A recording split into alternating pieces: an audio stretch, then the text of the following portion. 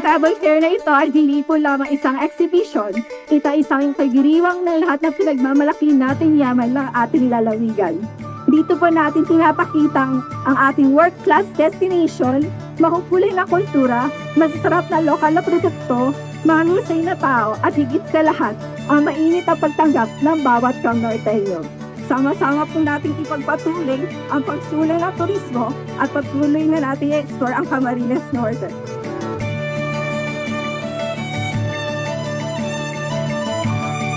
We support the government in such a way that we can improve the quality of lives of Norteños, not only Norteños, but Filipinos. Everything there is perfect. We just need to maximize on what we have. And we have to market.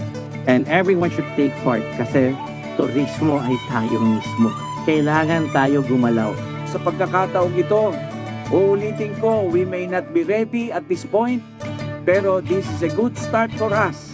Magandang simula na tayo, kami, Sangguniang Panlalawigan at ang lahat ng mga taga Camarines Norte magtulong-tulong tayo nang sa ganun po, yun pong pinapangarap natin Camarines Norte ay makita natin. So yun lamang po, maraming salamat.